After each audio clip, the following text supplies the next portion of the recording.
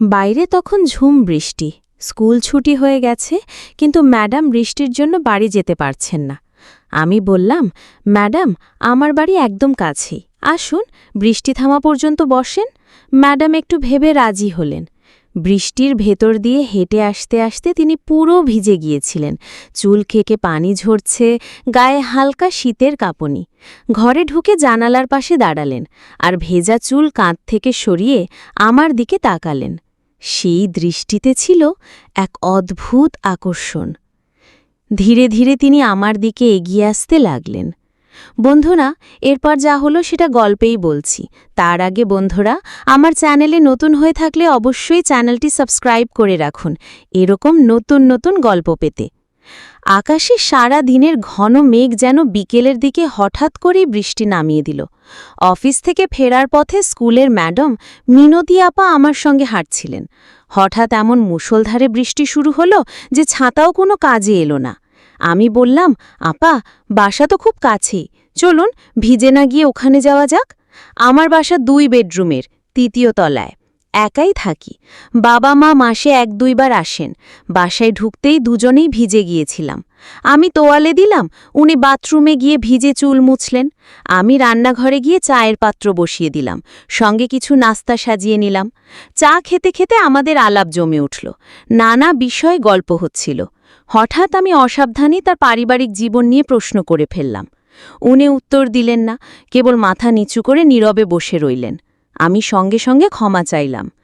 তখনই দেখলাম উনার চোখে পানি চলে এসেছে। বুকের ভেতর কেমন হালকা ব্যথা অনুভব করলাম। আমি আস্তে করে উনার হাতের উপর হাত রাখলাম। বললাম, আপনি চাইলে আমাকে বলতে পারেন, হয়তো কিছুটা হালকা লাগবে। উনি ফুঁপিয়ে কাঁদতে লাগলেন। তারপর ধীরে ধীরে বললেন, 6 মাস আগে স্বামী মারা গেছেন, আর সেই থেকে সংসারের ভেতর অদ্ভুত এক অশান্তি, চাপা ভয় আর অপমানের মধ্যে দিন কাটছে। কথা শুনে মনে হচ্ছিল কতদিন ধরে জমে থাকা কষ্ট যেন বৃষ্টির স্রোতের মতো উনার চোখ দিয়ে বেরিয়ে আসছে। আমি উঠে এসে তার পাশে বসে গেলাম। কাঁধে হাত রেখে বললাম, আপনি একা নন। উনি হঠাৎ আমার কাঁধে মাথা রাখলেন। উষ্ণ ভেজা চুলের গন্ধে যেন ঘরের বাতাস আরও ভারী হয়ে উঠল। আমি শুধু নীরবে তাকে জড়িয়ে রাখলাম। কোনো কথা নয়, শুধু নিঃশব্দ সান্ত্বনা। বৃষ্টি তখনও ঝমঝম করে পড়ছে। ঘরের ভেতর এক অদ্ভুত শান্তি, কিন্তু সেই শান্তির ভেতর যেন এক নতুন অজানা স্পর্শের জন্ম হল। বৃষ্টি থামেনি, বরং আরও ঘন হয়ে এসেছে। ঘরের বাইরে ঝর্ণার মতো পানি ঝরছে, আর ভেতরে আমরা দুজন এক অদ্ভুত নীরবতায় ডুবে। মিনতি আপার মাথা এখনও আমার কাঁধে। তার চোখের জল ধীরে ধীরে শুকিয়ে আসছে, কিন্তু শরীরের উষ্ণতা যেন আরও বাড়ছে। আমি বুঝতে পারছিলাম, এতদিনের চাপা কষ্ট, একাকিত্ব, অপমান সব মিলিয়ে তিনি ভেতরে ভেতরে ভেঙে পড়েছেন। আমি আস্তে করে বললাম, আপা, কষ্টের কথা কাউকে না বলতে পারলে মন ভার হয়ে যায়। আজ অন্তত সেই বোঝা একটু আমার সঙ্গে ভাগ করুন। তিনি মুখ তুলে আমার দিকে তাকালেন। চোখ দুটো লাল হয়ে আছে, কিন্তু সেই চোখের ভেতর যেন এক অদ্ভুত নরমতা, মমতা, কৃতজ্ঞতা আর হয়তো আরও কিছু। বললেন, তুমি জানো, অনেক সময় আমরা শক্ত থাকার ভান করি, কিন্তু ভেতরে ভেতরে ভেঙে যাই। বলতে বলতে আবারও হালকা কেঁপে উঠলেন। আমি তার হাত দুটি আমার হাতে নিলাম, আঙুলের উষ্ণতা অনুভব করলাম। মনে হচ্ছিল, কথা দিয়ে যতটা সান্ত্বনা দেওয়া যায় তার চেয়ে বেশি সান্ত্বনা হয় একটুকরো নিঃশব্দ ছোঁয়ায়। তিনি হঠাৎই এগিয়ে এসে আমাকে আলিঙ্গন করলেন। প্রথমে অবাক হলাম, তারপর অনুভব করলাম, এই শুধু কষ্টের আশ্রয় নয়, হয়তো দীর্ঘদিনের একাকিত্বের কাছে আত্মসমর্পণ। ঘরের জানলা দিয়ে হাওয়া ঢুকছিল, বৃষ্টির গন্ধ ছড়িয়ে দিচ্ছিল। আমার হৃৎস্পন্দন ধীরে ধীরে দ্রুত হয়ে উঠছিল। তার চুলের ভেজা গন্ধ আর গায়ের হালকা শীতলতা মিলেমিশে এক অদ্ভুত নেশা তৈরি করল। আমরা আলাদা হলাম না, কেবল কিছুক্ষণ নিঃশব্দে পরস্পরের উষ্ণতা ভাগ করে নিলাম। সেই মুহূর্তে মনে হচ্ছিল বৃষ্টির মতোই সময় থেমে গেছে, শুধু আমাদের দুজনের শ্বাসপ্রশ্বাসই চলছে। হঠাৎ তিনি চোখ নামিয়ে বললেন, আজ আমি অনেক কথা বলে ফেলেছি, হয়তো তোমার কানে তেমন কিছু শোনার ছিল না। আমি মৃদু হেসে বললাম, আপনার প্রতিটা কথা শোনার মতোই ছিল, আর হয়তো আজ থেকে আমরা একে অপরকে একটু অন্যভাবে চিনতে পারব। তিনি চুপ করে রইলেন, কিন্তু মুখের কোণে হালকা হাসি ফুটে উঠল। সেই হাসি যেন আগামীর ইঙ্গিত দিয়ে গেল। বৃষ্টি তখনও থামেনি। জানলার কাচে জলের ফোঁটা গড়িয়ে পড়ছে, আর ঘরের ভেতর নরম আলো যেন আমাদের নীরবতা আরও গভীর করে তুলেছে। আমি চায়ের কাপগুলো তুলে রান্নাঘরে রেখে আসছিলাম।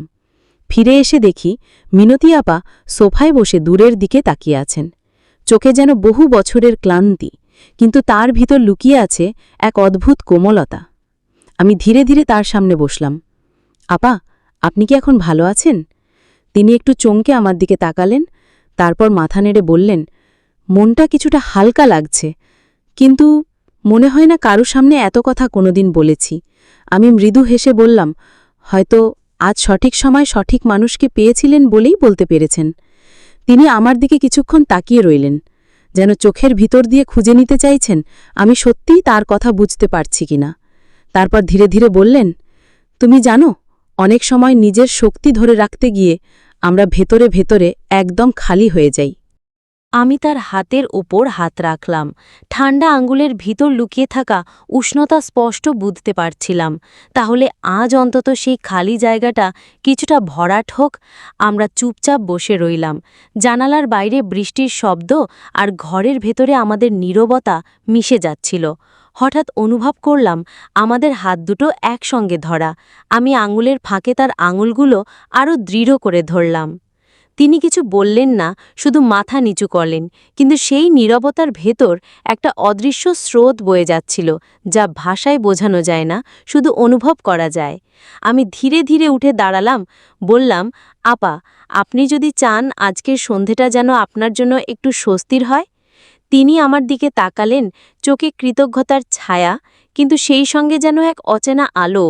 তারপর আস্তে করে মাথা নেড়ে সম্মতি দিলেন। আমাদের মাঝের দূরত্বটা যেন বৃষ্টির মতো ধীরে ধীরে মিলিয়ে যাচ্ছিল। সন্ধ্যা নেমে এসেছে। বাইরে বৃষ্টির শব্দ ধীরে ধীরে কমে আসছে, কিন্তু জানালা দিয়ে ঢোকা হালকা বাতাসে এখনো ভিজে মাটির গন্ধ ভাসছে। ঘরে কেবল নরম আলো জ্বলছে, যেন ইচ্ছে করেই অন্ধকারকে কিছুটা জায়গা দিয়ে রাখা হয়েছে। মিনতি আপা সোফার কোণে হেলান দিয়ে বসেছিলেন, আর আমি পাশের টেবিলে গরম চায়ের কাপ রেখে তার দিকে তাকালাম। চা খান, শরীরটা গরম হবে। তিনি কাপ হাতে নিলেন, কিন্তু চুমুক না দিয়ে চায়ের ধোঁয়ায় চোখ রেখেই বললেন, তুমি জানো, অনেক সময় মনে হয় নিজের ভেতরের কষ্টটা কাউকে জানালে হয়তো আমি দুর্বল হয়ে যাব, কিন্তু আজ মনে হচ্ছে এই দুর্বলতাই আমার সবচেয়ে বেশি প্রয়োজন ছিল। আমি তার দিকে এগিয়ে এসে বসলাম। দুর্বলতা মানে শুধু ভেঙে পড়া নয় আপা, অনেক সময় এটা সেই মুহূর্ত যখন আমরা কাউকে ভরসা করতে দেই। তিনি আমার দিকে তাকিয়ে এক মুহূর্ত চুপ রইলেন, তারপর ধীরে ধীরে কাপটা টেবিলে রেখে দিলেন। তার চোখে অদ্ভুত এক কমলতার অব্যক্ত কৃতজ্ঞতা ভাসছিল। আমি অযত্নে তার ভেজা চুলের কিছু লক আঙুলে তুলে নিলাম। চুল এখনো ভেজা, ঠান্ডা লাগবে। তিনি সামান্য হাসলেন, যেন অনেক দিন পর মন থেকে হেসেছেন। তুমি খুব খেয়াল রাখো, সেটা বুঝতে পারছি। আমাদের মাঝে দূরত্ব কখন আর তেমন ছিল না। আমি হাত বাড়িয়ে তার হাতের পিঠে আলতো চাপ দিলাম। তিনি হাত সরালেন না, বরং আঙ্গুলের ডগা দিয়ে আমার হাত আঁকড়ে ধরলেন, যেন এই নীরব মুহূর্তে কিছু বলার নেই, কিন্তু বোঝানোর অনেক কিছু আছে। জানালার বাইরে হঠাৎ বজ্রপাত হলো। মুহূর্তের জন্য ঘর আলোকিত হয়ে উঠল। সেই আলোয় তার মুখশ্রী যেন আরও কমল আর শান্ত হয়ে উঠল। আমরা চুপচাপ বসে থাকলাম, কিন্তু ভিতরের অনুভূতিগুলো তখন আর নীরব ছিল না। এক অদৃশ্য স্রোত ধীরে ধীরে আমাদের আরও কাছে নিয়ে আসছিল। আমি বুঝতে পারছিলাম আজকের রাতটা হয়তো আমাদের দুজনের জীবনেই এক নতুন অধ্যায়ের শুরু হয়ে যাবে। সেদিন রাতের সেই অদ্ভুত অথচ শান্ত মুহূর্তের পর আমাদের মধ্যে যেন নতুন এক নীরব সেতু তৈরি হল। কথায় প্রকাশ না করলেও আমি বুঝতে পারছিলাম ম্যাডামের চোখে আমার প্রতি এক ধরনের বিশ্বাস জন্মেছে, যা আগের মতো শুধু ছাত্র শিক্ষিতার সম্পর্কের মধ্যে সীমাবদ্ধ নয়। পরের দিন বিকেলে ম্যাডাম নিজেই ফোন করলেন। কণ্ঠে এমন এক কোমল টান ছিল যা আমি আগে কখনো শুনিনি। আজ সন্ধ্যায় যদি সময় পাও চলে এসো। আমি কিছুক্ষণ চুপ থেকে বললাম, ক্লাস নেই তো? তিনি মৃদু হেসে বললেন, না, আজ ক্লাসের জন্য না, শুধু গল্প করার জন্য। আমি সন্ধ্যার পর তার বাসায় পৌঁছালাম। দরজা খুলতেই দেখলাম তিনি হালকা রঙের শাড়ি পরেছেন, চুল খোলা, চোখে যেন ক্লান্তির আভা, কিন্তু ঠোঁটে এক মায়াময় হাসি। তিনি আমাকে ডেকে ভেতরে নিলেন। ড্রয়িং রুমের বদলে এবার সরাসরি বারান্দায় নিয়ে গেলেন। বৃষ্টি হয়নি, তবে আকাশে মেঘ জমেছিল, হালকা বাতাস বইছিল। চা হাতে বসে আমরা গল্প করতে লাগলাম। পড়াশুনো, শহরের অবস্থা, তার শৈশবের স্মৃতি, আর মাঝে মাঝে এমন কিছু ব্যক্তিগত কথা যা তিনি আগে কখনো আমার সঙ্গে ভাগ করেননি। তার চোখে তখন এক ধরনের স্বচ্ছ খোলামেলা ভাব, যেন তিনি নিজের ভেতরের অজানা কাহিনী আমার সামনে উজাড় করে দিচ্ছেন। হঠাৎ এক ফাঁকে তিনি বললেন, তুমি কি জানো, অনেক সময় মানুষ শুধু কারোর সঙ্গ চায়, কোনো শর্ত বা প্রত্যাশা ছাড়াই, যেন পাশে বসে থাকা কারোর উপস্থিতি জীবনকে হালকা করে দেয়।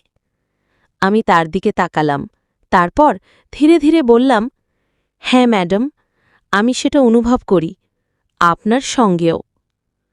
তিনি কিছু না বলে শুধু তাকিয়ে রইলেন, আর সেই নীরব দৃষ্টি যেন আমার মনের ভেতরে অদ্ভুত এক উষ্ণতা ছড়িয়ে দিল। বাতাসে চায়ের সুগন্ধ আর তার উপস্থিতির মায়া মিলে যেন মুহূর্তটিকে অনবর্ণনীয় করে তুলল। পরবর্তী মুহূর্তে তিনি বারান্দার রেলিংয়ের কাছে গিয়ে দাঁড়ালেন, আকাশের দিকে তাকিয়ে বললেন, জীবনে এমন কিছু মানুষ আসে যারা সব নিয়ম ভেঙে শুধু হৃদয়ের ভাষায় কথা বলে, হয়তো তুমিও তেমন। আমি বুঝতে পারছিলাম আমাদের গল্পের পরবর্তী অধ্যায় এখনই শুরু হতে যাচ্ছে। ম্যাডামের ঘরের জানলাটা খোলা, বাইরে সন্ধ্যার আকাশে গাঢ় মেঘ জমেছে, হালকা হাওয়ার সঙ্গে কেমন এক বৃষ্টির গন্ধ ভেসে আসছে। আমি দরজার কাছে দাঁড়িয়ে একটু ইতস্তত করছিলাম। ভেতরে দেখি ম্যাডাম একা বসে আছেন, হাতে এক কাপ চা, চোখ যেন জানলার বাইরে কোথাও হারিয়ে গেছে। আমার পায়ের শব্দে তিনি চমকে তাকালেন, তারপর একটু ম্লান হাসি দিলেন।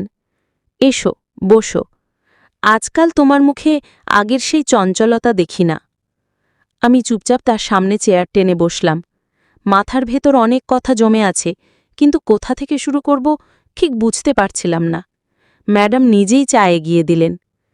কাপের উষ্ণতা আঙুলে লাগতেই মনে হলো এই মুহূর্তটুকু যেন আগলে রাখতে চাই। তুমি কিছু বলতে চাও, তাই না? তিনি ধীরে জিজ্ঞেস করলেন। আমি মাথা নেড়ে বললাম, হ্যাঁ, কিন্তু ভয় হচ্ছে আপনি রাগ করবেন। তিনি একটু হেসে বললেন, যতক্ষণ তুমি সত্যি বলবে রাগ করব না। বাইরে হঠাৎ একটা বিদ্যুৎ চমকালো, মুহূর্তে ঘরটা আলোকিত হয়ে আবার অন্ধকারে ডুবে গেল। সেই আলো অন্ধকারের ফাঁকে আমি তার মুখে এক অদ্ভুত শান্তি আর ক্লান্তির মিশ্র ছাপ দেখলাম। মনে হলো এই মানুষটার ভেতরে এমন অনেক গল্প আছে যা আমি জানি না।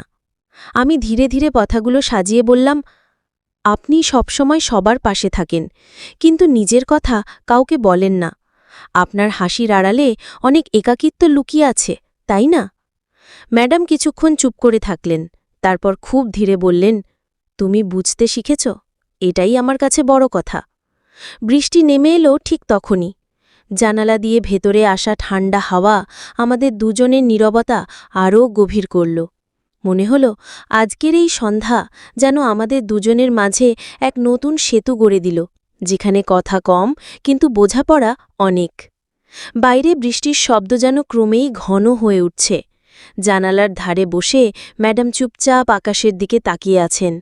তার চোখে একটা ভেজা ঝিলিক, যেটা বৃষ্টির জন্য নয়, মনে হলো অনেক দিনের জমে থাকা কিছু কথা আজ বেরিয়ে আসবে।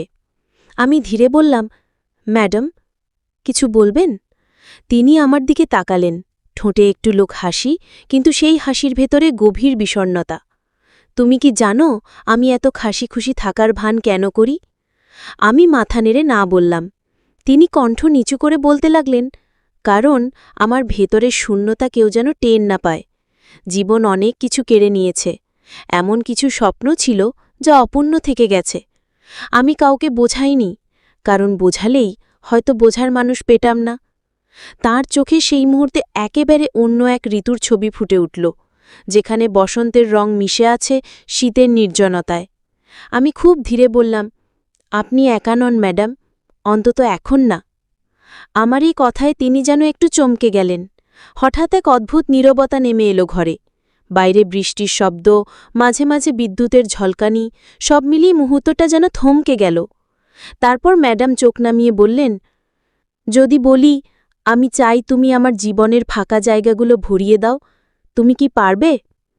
তার কণ্ঠে ছিল না কোনো দাবি বা চাপ, ছিল শুধু নিঃশব্দ আহ্বান। আমি কোনো উত্তর দিলাম না, শুধু অনুভব করলাম আজকের এই বৃষ্টি ভেজা রাতে আমাদের সম্পর্ক নতুন এক মোড়ে দাঁড়িয়েছে। বৃষ্টির শব্দ যেন আরও গভীর হয়ে উঠল, আর জানালার ফাঁক গলে আসা ঠান্ডা হাওয়া আমাদের দুজনের মাঝে এক অদ্ভুত নীরব সেতু গড়ে দিল। ম্যাডাম ধীরে ওঠে জানালাটা বন্ধ করলেন। জানালার পাশে দাঁড়ানো তার ভেজা চুলগুলো কাঁধ বেয়ে নেমে এসেছে, আর মৃদু আলোয় তার চোখের ভেতর যেন একটু সাহস আর একটুকু ভয় একসাথে খেলা করছে। আমি আস্তে করে বললাম, ম্যাডাম, আপনি যদি সত্যিই চান, আমি থাকব। তিনি আমার দিকে ফিরে তাকালেন। সেই দৃষ্টিতে কেমন এক আশ্বাস খুঁজছিলেন, যেন দীর্ঘদিনের নিঃসঙ্গতা শেষে হঠাৎ কারো হাত ধরার সুযোগ পেয়েছেন। তুমি জানো না এ কথাটা আমার জন্য কত বড় কথা, ধীরে বললেন তিনি। ঘরের ভেতর হালকা আলো, বাইরে নিরবিচ্ছিন্ন বৃষ্টি, সব মিলিয়ে মুহূর্তটা হয়ে উঠল গভীর, শান্ত, অথচ অদ্ভুতভাবে আবেগময়। আমি এগিয়ে গিয়ে তার হাত ধরলাম। ঠান্ডা, অথচ নরম উষ্ণতার আভাস ছিল সেখানে। তিনি চুপ করে রইলেন, শুধু অনুভব করলেন আমার আঙুলের দৃঢ়তা। তুমি জানো, আমার ভেতরে অনেক ভাঙা স্বপ্ন জমে আছে, তিনি ফিসফিস করে বললেন। আমি উত্তর দিলাম, ভাঙা জিনিসও নতুন করে গড়ে তোলা যায় যদি দুজন মিলে চেষ্টা করে। তার চোখে এবার একটু ঝিলিক দেখা গেল, যেটা বৃষ্টির প্রতিফলন নয়, বরং ভেতর থেকে আসা একরকম আলো। আমরা দুজনেই জানতাম এই রাতের কথা আগামী দিনের সব সিদ্ধান্ত বদলে দিতে পারে। রাত অনেকটা পেরিয়ে গেছে, তবুও ঘরের বাতাসে সেই নীরব টানটান অনুভূতি ভাসছিল। বাইরে বৃষ্টির শব্দ যেন ধীরে ধীরে মিলিয়ে যাচ্ছিল, কিন্তু আমাদের ভেতরের ঢেউ তখনও থামেনি। ম্যাডাম সোফায় বসলেন, দুহাত দিয়ে কুশান চেপে ধরলেন, যেন কোনো কঠিন কথা বলার আগে সাহস সঞ্চয় করছেন। তুমি জানো না আমার অতীত কতটা জটিল ছিল, তিনি ধীরে বললেন। আমি তার পাশে গিয়ে বসলাম। আপনি যদি বলেন শুনব, না বললেও আমি পাশে থাকব। তিনি আমার দিকে তাকালেন, চোখে মিশে থাকা কৃতজ্ঞতা আর দ্বিধা স্পষ্ট।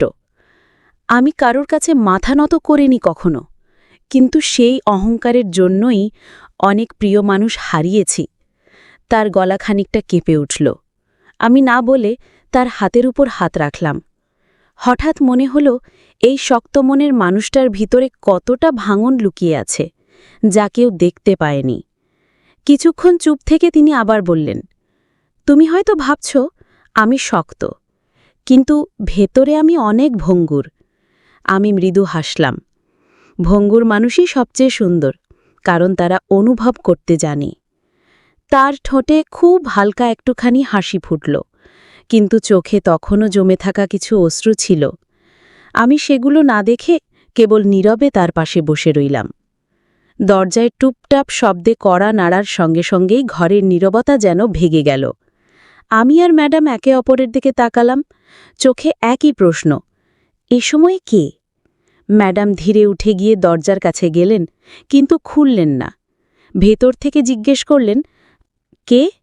বাইরের কণ্ঠ একটু তাড়াহুড়োর সুরে উত্তর দিল, আমি, রফিক ভাই, পাশের ফ্ল্যাট থেকে। ম্যাডাম কপালে ভাঁজ ফেললেন, আমার দিকে তাকিয়ে ইঙ্গিত করলেন চুপ থাকতে। তারপর দরজা খুললেন, তবে চেইন লক লাগানোই রেখে। এই সময় কিছু দরকার? রফিক ভাই হালকা অস্থির কণ্ঠে বললেন, দুঃখিত, বিরক্ত করলাম, কিন্তু একটু আগে শুনলাম আপনার ফ্ল্যাটের জানালার কাছে কেউ দাঁড়িয়েছিল, সন্দেহজনক মনে হল। ম্যাডামের চোখে তখন এক মুহূর্তের জন্য ভয় দেখা দিল। আমি তৎক্ষণাৎ উঠে দাঁড়িয়ে দরজার কাছে গেলাম। আপনি কি দেখতে পেরেছেন কে ছিল? রফিক ভাই মাথা নেড়ে বললেন, অন্ধকারে স্পষ্ট দেখা যায়নি, তবে মনে হচ্ছিল সে অনেকক্ষণ ধরে দাঁড়িয়েছিল। ম্যাডাম কণ্ঠ নরম করলেও ভিতরের উদ্বেগ লুকাতে পারলেন না। ধন্যবাদ, আপনি বললেন বলে সতর্ক থাকব। দরজা বন্ধ হওয়ার পর ঘরে এক অদ্ভুত চাপা নীরবতা নেমে এলো। ম্যাডাম আমার দিকে তাকিয়ে ধীরে বললেন, মনে হচ্ছে আমার অতীত আমাকে ছাড়ছে না। আমি কিছু বলার আগেই বাইরে আবার এক হালকা শব্দ শোনা গেল, যেন কেউ চলে যায়নি, বরং এখনও আশেপাশেই আছে। দরজার বাইরে শব্দ থামার পর আমি দ্রুত জানালার দিকে গেলাম। বাইরে গলির আলোর নিচে ছায়ার আড়াল থেকে ধীরে ধীরে বেরিয়ে এলো একটি মানুষ। চোখে মুখে ক্লান্তি, তবু দৃষ্টি যেন গভীর ক্ষোভে ভরা। ম্যাডাম আমার কাঁধে হাত রেখে বললেন, ওই লোকটাকে আমি চিনি, সে আমার প্রাক্তন স্বামী। আমার অবাক হয়ে তাকানোয় তিনি ধীরে বলতে শুরু করলেন, বছরের পর বছর আমি তার অবহেলা অবমাননা সহ্য করেছি। যখন আর সহ্য হয়নি, আমি আলাদা হয়ে এসেছি। কিন্তু সে ভাবে আমি একা থাকলেই হয়তো ভেঙে পড়ব। তাই মাঝে মাঝে এমনভাবে আমার চারপাশে ঘুরে বেড়ায়, যেন ভয় দেখিয়ে আবার নিয়ন্ত্রণে আনবে। আমার ভিতরে রাগ আর উদ্বেগ মিলেমিশে জ্বলে উঠল। ম্যাডাম, ভয় পাবেন না, এখনই পুলিশে খবর দেব। তিনি মাথা নেড়ে বললেন, না, ভয় নয়, সম্মুখীন হতে হবে। পালিয়ে বাঁচা মানেই তো বেঁচে থাকা নয়। আমরা একসাথে দরজা খুলে বাইরে বেরোলাম। লোকটি আমাদের দেখে থমকে দাঁড়াল। ম্যাডাম দৃঢ় কণ্ঠে বললেন, আমার জীবনে ফিরে আসার চেষ্টা করবেন না। আমার সিদ্ধান্ত বদলাবে না। নিজের ভুল বুঝে বদলাতে চাইলে বদলান, কিন্তু আমাকে আর বিরক্ত করবেন না। লোকটি কিছুক্ষণ দাঁড়িয়ে রইল, তারপর ধীরে ধীরে অন্ধকারে মিলিয়ে গেল। ভিতরে ফিরে ম্যাডাম দীর্ঘশ্বাস ফেললেন। জানো, অনেক সময় মানুষের জীবনে ভয় সবচেয়ে বড় শত্রু হয় না, শত্রু হয় নিজের নীরবতা। কেউ যদি অন্যায় করে, তাকে চুপ করে সহ্য করলে তা শুধু বাড়তে থাকে। একদিন না একদিন দাঁড়িয়ে বলতে হয়, এবার যথেষ্ট। আমি বুঝতে পারলাম, এই রাত শুধু এক ভয়ের গল্প নয়, এ এক সাহসেরও গল্প। সম্মান ও নিরাপত্তা কারোর দয়া নয়, বরং মৌলিক অধিকার। সম্পর্ক যতই ঘনিষ্ঠ হোক, যদি সেখানে ভয়, অবমাননা বা নিয়ন্ত্রণের খাঁচা থাকে, সেখান থেকে বেরিয়ে আসাই সত্যিকারের মুক্তি। নীরবতা ভাঙুন, অন্যায়ের মুখোমুখি হন, কারণ আপনার সাহসই আপনার সবচেয়ে বড় সুরক্ষা। বন্ধুরা, গল্পটি এখানে সমাপ্ত করলাম। গল্পটি ভালো লাগলে একটি লাইক ও চ্যানেলটি সাবস্ক্রাইব করে দেবেন। ভালো থাকবেন সবাই, দেখা হচ্ছে পরের ভিডিওতে।